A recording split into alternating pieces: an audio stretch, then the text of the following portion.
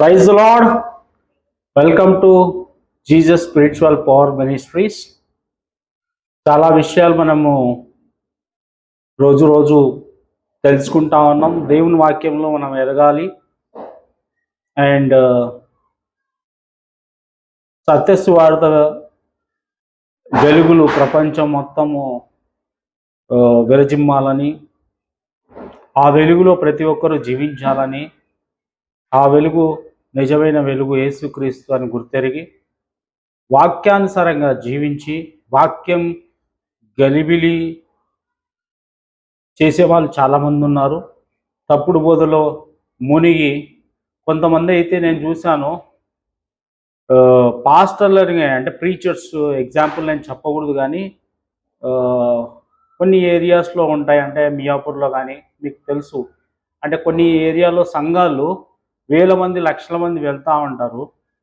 And వాళ్ళు ఎలా అంటే నాకు ఒక రకంగా చూస్తే వాళ్ళు ఎలా అయిపోయారంటే అదేదో హిప్నటిజం చేసినట్లు అలా అనిపించారు నాకు. అంటే దేవుడేమో తెలియదు కానీ వాళ్ళని మాత్రము దేవుడిగా, ఎవరైతే పాస్టర్స్ ఎవరైతే స్పీకర్స్ ఉన్నారో వాళ్ళని దేవుడిగా చూసి ప్రజలు వాళ్ళని దేవుడిగా పూజిస్తున్నారు. అది నేను క్రైస్తవత్వంలో నేను గమనించినటువంటి విషయం. దయచేసి విగ్రహారాధన అంటే మరి ఇది కాదా? దయచేసి జ్ఞాపకం ఉంచుకోండి. దేవుడు తప్ప ఎవరినైనా కానీ మనము ఉన్నత స్థాయిలో పెట్టి పూజించడం వల్ల దేవునికి చాలా కోపం తెచ్చిన వాళ్ళు అవుతాము, అనేక సమస్యల్లో పడవలసి వస్తుంది. కాబట్టి దయచేసి నేను దేవుడు ఒక్కడే, దేవుడు మనుషులను వాడుకుంటాడు. ఆయన సువార్త చెప్పడానికి కానీ ఆయన పనులు చేసుకోవడానికి కానీ మనుషులను వాడుకుంటాడు. అంత మాత్రం వాళ్ళు దేవుళ్ళు కాదు. అపోస్తులైనటువంటి పౌలు కానీ మత్తయి కానీ లేకపోతే శిష్యులు పేతురు కానీ వాళ్ళు చేసినటువంటి అద్భుతాలు వీళ్ళు చేశారా? వాళ్ళు చెప్పినటువంటి సువార్త వీళ్ళు చేశారా? లేదు కదా. గొప్పగా చెప్పుకుంటారు. మనుషులను ఎప్పటికైనా కానీ అంతగా కనపరచకండి.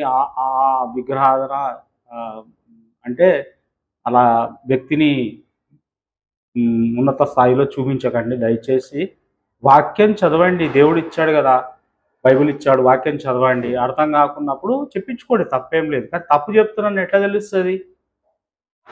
చదివితే కదా. సో అన్నీ పరిశీలించాల్సిందిగా కోరుకుంటున్నాను ప్రతి ఒక్కరికి. అండ్ ఈరోజు అంశం ఏంటంటే కొత్త అంశము. అదేంటంటే జీసస్ డెత్ సీక్రెట్స్, యేసు మరణ రహస్యాలు. అంటే